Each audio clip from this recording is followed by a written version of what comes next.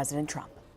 I acknowledge our law enforcement partners joining us here today. Bill Sweeney, Assistant Director in charge of the New York FBI Office, Sean Benedict, Special Agent in charge of ATF's New York Field Division, and Philip Bartlett, Inspector in charge of the U.S. Postal Inspection Services New York Division. And in a moment, you'll hear from Mayor de Blasio, then you're going to hear from Bill, and then from John Miller. And John will provide you with an update on the suspicious package investigations we're conducting here in New York City. First and foremost, my message today is that New Yorkers are safe. There are no current credible threats to any individuals, organizations, or locations here in New York City.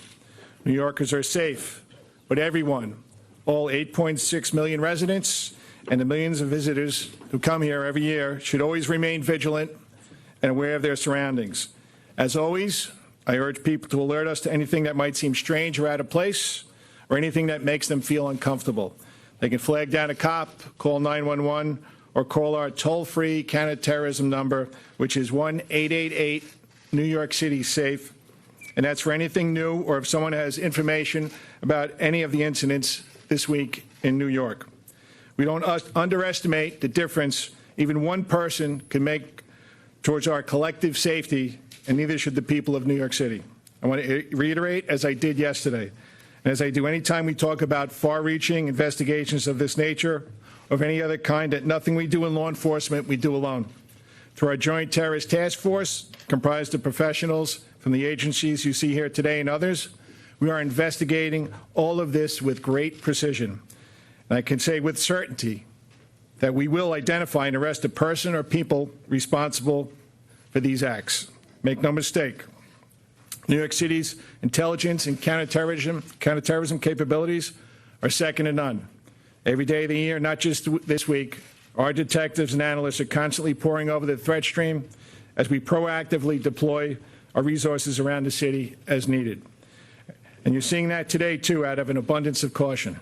I'll tell you that when we look at the events of yesterday and today, I have immense pride in the incredible work the men and women of the NYPD do each and every day, especially when it involves partnering with the organizations represented here today.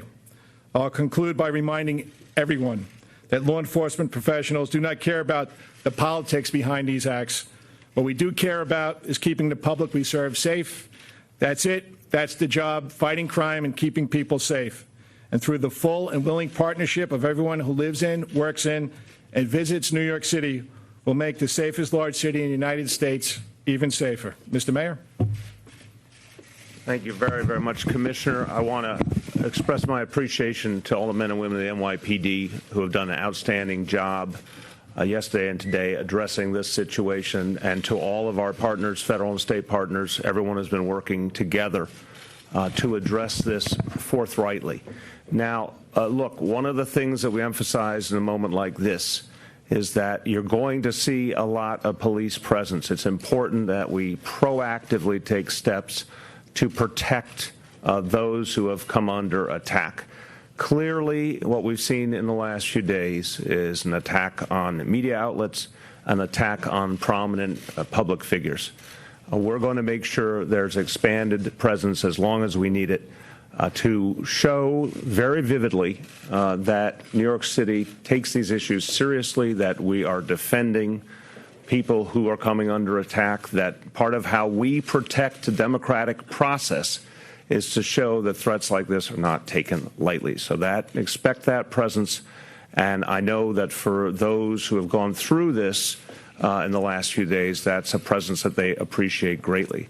I want to say that everyday New Yorkers have responded to this situation with the kind of strength and the kind of resiliency that this city is famous for. It makes me very, very proud of all 8.6 million New Yorkers, that they have handled this situation with a real sense of resolve. They're not going to let an act of terror intimidate them. And that's really important in this moment, to say whatever the motives of the individuals involved, the people of this city are not being thrown off their game, are not having their values undermined or their way of life undermined.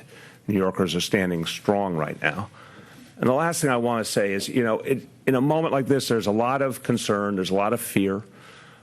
Clearly, it's an upsetting time. It's a time when there's been too much hatred and too much division in the air.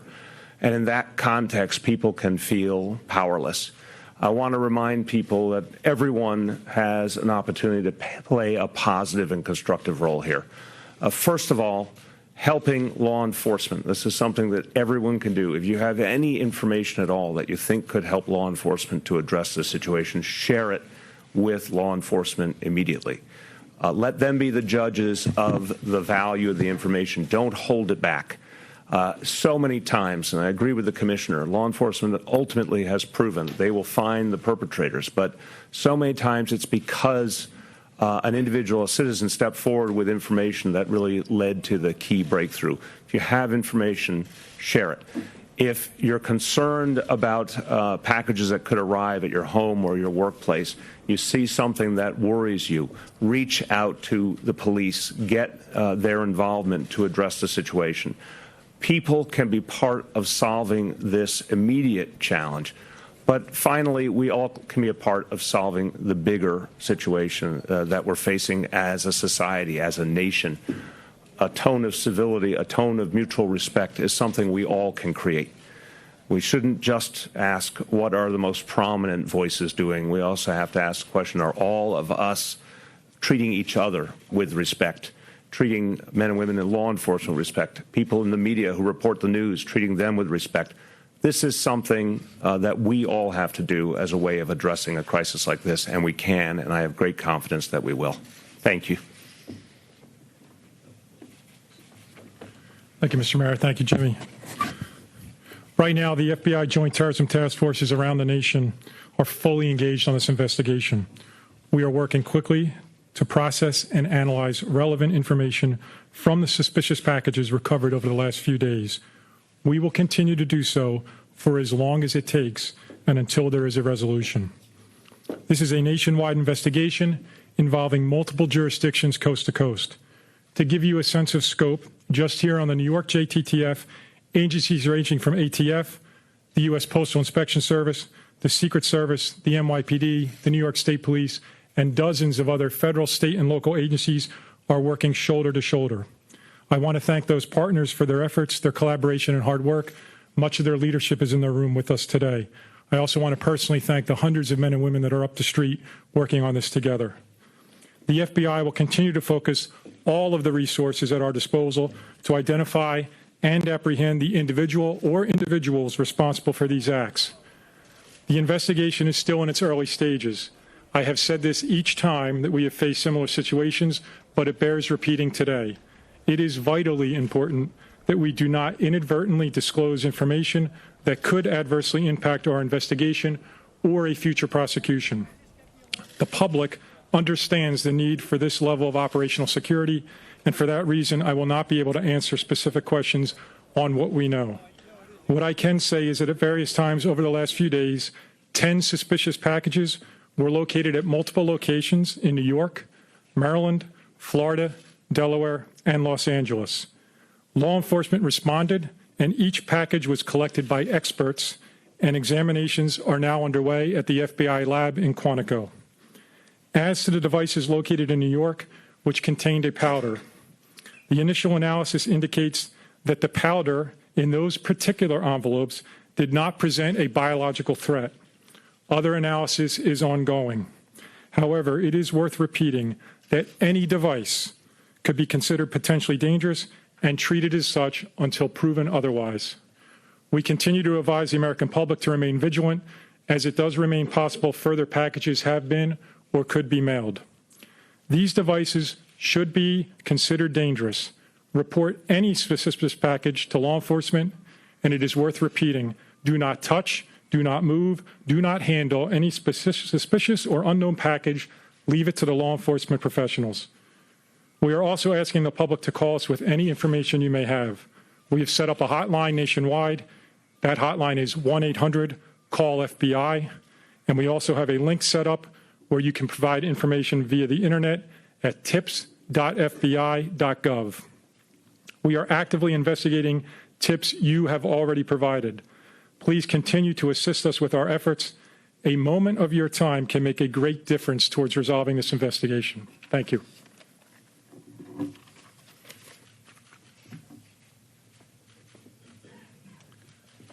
I think most of you are up to speed on the events that occurred outside the Time Warner Center at CNN yesterday. What I'd like to do is kind of walk you through the timeline of the events of this morning on Greenwich Street. This begins in the very early hours of the morning when a retired NYPD Intelligence Bureau detective who was awake and watching the news saw the image of the packaging that has been common to most of these devices as they have turned up at various locations. And it struck him that that looked very much like a package he had seen on Tuesday in mail he was to screen for Robert De Niro Productions at their offices on Greenwich Street. He contacted, based on his experience, he knew how to call the bomb squad directly. He spoke to the bomb squad. They advised him to also notify the 1st Precinct, and they went directly to the scene. They were met by emergency service, who with the 1st Precinct were able to locate, based on the security director's instructions, the package where he described it. The bomb squad was then able to use their expertise and equipment to safely package that intact, remove it safely from the building, and then place it in the total containment vessel, which is our bomb transport vehicle, and bring it to the Rodman's Neck range, where it joined the other devices that we got from CNN and from the FBI and Westchester County authorities. By late this afternoon, all of those devices should have been transported by the FBI to the FBI lab in Quantico to be examined by their explosives people so that all the evidence from all of these incidents are in one place. I'd especially like to commend the work of the JTTF. Was in the command post last night as they pulled an amazing effort together with other joint terrorism task forces around the country to run leads, and with FBI headquarters, the work of the Intelligence Bureau detectives under Chief Galati, who have been assisting as a virtual extension of the JTTF as leads come in, the public for calling those leads in, not just to the FBI hotline, but to the NYC safe number that goes to our ops desk. We're up 139% in those calls, so when we ask people to come forward, they do it. Particularly to the bomb squad detectives and supervisors who, whether it's 1 o'clock in the afternoon or in this case 5 o'clock in the morning, are right there with the right equipment, the right training, and know what to do. The emergency service people who drive that truck with the device in the back, the highway people who escort them, and of course all of our partners, postal inspectors, ATF, and of course the JTTF. It's a large team effort, and we're looking for the continued help of the public. All right, at this point, we're going to take some questions. Yep, second row. Were these devices rigged to explode, or do you think they were more sent to intimidate? So we're not going to, as Bill said, we're not going to give you 100% accurate description of what the devices were, but we have to treat them as live devices. This is a protocol that our bomb squad people use, and it keeps everybody safe. Yep, in the back row. Is there any reason to believe there may be other packages like this out there? Yeah, we don't know at this time, but with the postal services that are here, we're doing our best to make sure that if there are any out there, we identify them quickly. Yeah, in the back. You said that the powder wasn't biological. Is it a talcum powder or some other type of powder? And also, are you exploding the bombs at Rodman's Neck, or you're taking them to Quantico unexploded? No, we are transporting whatever evidence we have down to Quantico. And as far as the powder, we're just going to leave it as to what Bill said, that it's not biological, and we're still testing it. Yes, in the back row. Two questions. First of all, is it? I saw reports that they may have come from Florida. Or any of them have they been hand delivered or delivered via courier, or were they sent through the mail? Could they have come from Florida? And then my second question is, what, in terms of being proactive and identifying potentially new targets, are you doing anything to look for other celebrities or okay. Bill, do you want to talk about the first part of your question? And John, maybe you can get the second part, what we're doing proactively? First part was which? What was the first part of your question again? I'm sorry. Could they have originated in Florida? Were any of them were any of them sent, how many of them were sent to the mail versus delivered by courier? So I'm not going to get into specifically where we think the packages came from. Some were obviously delivered or in the postal system. I'll leave it at that. Other than that, I'm not going to get into a description of where we think the packages originated. I would reiterate, regardless of where people think they originated, if you see something suspicious or you think you may know information, please provide that to us at those 2 tip lines. Hold on 1 second. We have a second part of that question. To get to the second part of your question, when there was the first device targeting Mr. Soros, we went to all the locations that were associated with the Soros family, Soros businesses, places that Soros contribute to. When that developed the next day with the bomb at the Clinton residence, then the Obama residence, we really widened our outreach. We have a program called the Nexus program. We have the SHIELD program. So we have a lot of built-in, preset public-private outreach that we just turned on and then turned up. We went to television networks yesterday. We posted police officers in front of locations that we thought might be under increased threat. When the device was discovered at CNN, NYPD personnel were already there working with their mailroom people on recognition and detection, and that was increased to a wider scope today. I don't want to go through what types of people or places we've increased to, because we don't want to single anybody out that hasn't received a package. Suffice it to say, we're watching where they go, and we're doing extensive outreach. So just to add one more thing to that, and if you go on the NYPD website, there'll be information about how you can identify what might appear to be a suspicious package. Somebody over here? Yep. The question, there's been a lot of speculation and a lot of talk about whether these are hoax devices, maybe not real in some cases, they weren't intended to go off. How would you describe it? Would you describe it as something that was a hoax, or should people really be taking this seriously? This is something that should be taken seriously. The NYPD and the FBI, we're taking this seriously. We are treating them as live devices. As you see the way our bomb squad detectives went into CNN yesterday, this has to be taken with the utmost seriousness. So as far as a hoax device, we're not treating it that way. Dominic? For the mayor, Mr. Mayor, do you definitely feel this is terrorism related, and what do you say to the people of New York? It's absolutely terrorism because it's an effort to use violence to make a political impact. That's the definition of terrorism. The people of New York City are as tough as it gets. This city's been through terror attacks before. The people of the city understand the whole game plan of terrorists is to intimidate us. New Yorkers refuse to be intimidated. That's what we see time and time again. Go back to 1993, the first bombing of the World Trade Center, and everything that's happened ever since. People in this city are full of resolve and don't let these things throw us off our game. And I think that's important to inhibiting terrorism going forward, to consistently show those who would attack us that their efforts are in vain. So New Yorkers have been exemplary. They do heed the warning. If you see something, say something.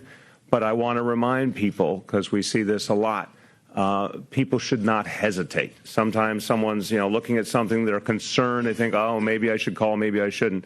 If it's on the cusp, make the call. If you think maybe you should call, you should definitely call. Let the experts resolve something. If there's anything that's suspicious, let law enforcement be the ones to make sense of it. Zolan? I'm just a little confused on the powder. Just as a clarification, are you referring to the white powder that was found in this package mailed to CNN, or is this powder that was in the device? No, this is the powder that was found yesterday with the packaging yesterday. So it's not biological. It's still being subjected to further testing. Yep, right here. Yep. About the officer, the retired officer who found the package at De Niro's property? No, just I'll say that I would like to thank him for doing his job correctly. He saw on the news, and thank you for putting it out there, that this package that he saw yesterday was almost exactly like the package that they were showing on TV, and he took affirmative steps to call us to make sure we could take it away safely. Yes? accurate to call this an explosive device, a suspected explosive device, or simply a device? What's the proper terminology? I would say it's a suspected explosive device. Yep. But some of them have exploded. Do you believe the intent is to have them not explode, or are they? Yeah, I'm not going to talk about intent, but if you were the bomb squad detective, how would you treat it? Right? Okay, in the back row. Commissioner, I understand you don't want to say whether these things are explosive or not, but do you guys know for yourselves whether these are explosive or hoaxes? We are treating them as suspected explosive devices. Do you know the answer yourselves, even if you don't want to say publicly? I'm not going to get into that. In the back row. It was a good try, though. Thank you. Are all the devices that were inside the thing, and did you guys been able to get forensic evidence off the envelopes or things to get identifying information? Bill, do you want to take that? So I'm not going to describe whether devices are the same or not. What I will tell you is the folks at the lab at Quantico are extraordinarily thorough, and everyone will be examined in great detail, and we'll go from there. 2 or 3 more guys. Mark, hold on. Mark. With these devices, does this look like they're constructed by somebody who actually knows what they're doing, or just somebody who just read up on the website? I think you just asked me the same question that he asked me. I'm not going to go into that. Thanks. Yep, right here, the front row. Is there a time frame as to when the analysis from Quantico may be rendered for the FBI to continue the investigation? It's an ongoing thing. We are discovering things by the hour. Shimon? Yeah, just on the. We'll get to you in a second. Dean. Maybe someone can talk about how the postal inspectors, how they're going about tracking this, finding this. Sure. There's been a lot of questions on it. I think a lot of people have. Okay. All right, Shimon. Phil, you want to talk about that? So in terms of tracking, we have over 600,000 postal employees out there right now, so we have their eyes and ears looking for these packages. I will say, in the postal network, we have found nothing in the last 8 hours. So what we have so far is what we have, 10 parcels. What does that indicate to you, if anything at all, in terms of how significant is that you haven't found anything else? It's not really significant, although, again, it's working. We've got our eyes and ears of the postal employees, highly trained postal inspectors out there, searching postal facilities, looking for these devices. And again, we haven't found anything in the last 8 hours. Have you been able to determine where these packages were mailed from? Without, you don't have to give us a location, but has there been a significant amount of work done? Not at this time. No. Okay, thanks, Phil. Dean, last one. You've been asking people to call 188 NYC SAFE and the national hotline. Have people been calling those hotlines with information? Do you have leads? Yeah, so as John said, our 1888 New York City SAFE hotline, we have 139% more calls as of yesterday. So people are calling. And am I going to speak about specifically what those leads are? I'm not going to do that because we're still in the middle of the investigation. Thank you, everybody. Thank you for being here. Thanks.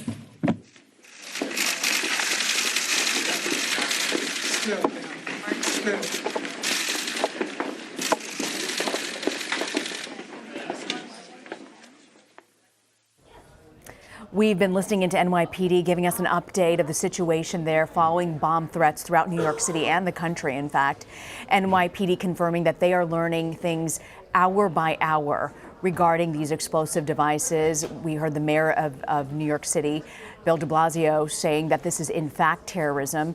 It was put out there with the intent to terrorize the community, and also the fact that these bombs in particular, they would not go further as to say whether this was just to stoke fears or if it was intended to actually explode and go off. I want to bring in CBS News security consultant and former assistant FBI director Ron Hosko. He joins me now by phone. Ron, NYPD very careful not to say whether or not they thought these bombs would detonate. What did you take from the investigation that we heard so far, the police press conference? Well, I'm glad to hear how circumspect they were today. I think they were presenting a united front, that we are professional, that we are capable, that we are aggressively pursuing leads in a joint fashion, and that they're not going to tell us down in the weeds details to let our speculation run wild. A lot of that's been going on already, telling us what they can. But really presenting this image that, hey, everybody take a deep breath. We have it in control. Stop. Yeah, you know, they did say we do not know if there are more bombs out there. When you look at the package that was sent, we did get confirmation. It was a retired NYPD official that they said saw the package on television, this package you see here, and said that he remembered screening one in Robert De Niro's area offices, and then called the bomb squad immediately. He was able to get in touch with them directly. What did you make of that? Well, it shows you the value, whether he's retired or former NYPD or law enforcement or otherwise. It shows you the value in getting out some imagery about these devices, some description about the look and feel of these devices that struck a chord with somebody. It shows you the value of that, participation out there and the engagement with the community. Good for him for doing his job. That's what we want folks to do, and frankly, I think that's what they want the broader public to do. Their job is to bring awareness, and it's on the rest of us to listen and pay attention, and you in the media to relay the message. Ron, sources say that it looks like these packages may have originated in Florida. What does that mean for investigators? You know, I think if that starts to line up with other information, that may be very valuable. But I think we're still very early, and Bill Sweeney mentioned this, we're very early in this investigation. So I'd have to look hard at every lead that comes in, at every possibility. Does it start to narrow down towards somebody in Florida? That's great if it does, and particularly great if it turns out to be the person. But they need to really keep the aperture wide open and consider every possibility, whether this is an extremist on the far right or somebody on the far left looking to, raise some sort of sympathy, change the course of the coming vote. I think it's way too early for us to get to conclusions. Everything has to be pursued. So, Ron, walk me through this. The bomb is now, my understanding, with the FBI. They're looking at it in Quantico, I believe. For those folks who are looking at this, what do you examine? How do you break down a device like this and to try and extrapolate clues? So there are multiple very sophisticated units down in Quantico that will be prioritizing the order of the examinations to determine, do we try to examine for fingerprints first? Do we try to collect for DNA first? After those, the explosives folks will be pulling apart to look at what are the components in great detail. They have tool marks and firearms unit that will be looking for tool marks. What do the end cuts look like on the tape, on the wiring? What kind of pipe is this? Where is it produced? They will be looking in through microscopes and through using all the tools that they have in a very detailed procedure to break it down into the finest components and to conclude, to go back to the forensics of, could these devices have detonated? Were they designed to detonate? Were they perhaps not designed to detonate but to intimidate? They'll break that all down. They'll be sending leads back up to the JTTF to say, here's where you can find the producer of this PVC, of this particular wiring, of the internal components, the explosive. All of that will be broken down and additional leads will be set out. Ron Hosko. Ron, always so grateful to have your perspective on this. Thank you very much for joining us, Ron. Sure thing. Nikki Batiste joins me now. Nikki, can you just walk us through exactly what we've learned from NYPD just a short time ago? Hi, Rena. Yes, they were really careful to say too much about this investigation as it's ongoing. Sorry, I have to whisper because there's another press conference going on behind me. But I think the main points that we learned is that Mayor de Blasio here in New York is saying this is an act of terrorism. Also, we're learning today that the white powder in the envelope that was mailed to the CNN offices is not a biological threat. I'm sorry, they're telling us here we have to cut off in a second, so I'm gonna leave it at that. So I have to toss back to you, Rena. All right, Nikki, thank you so much. Nikki Batiste informing us, as we just saw in that NYPD press conference, that they are definitely calling this terrorism, and a little more insight in that white powder. We're going to take a short break. Boy, we've got a lot of other news to get to. Stick with us. You're streaming CBSN.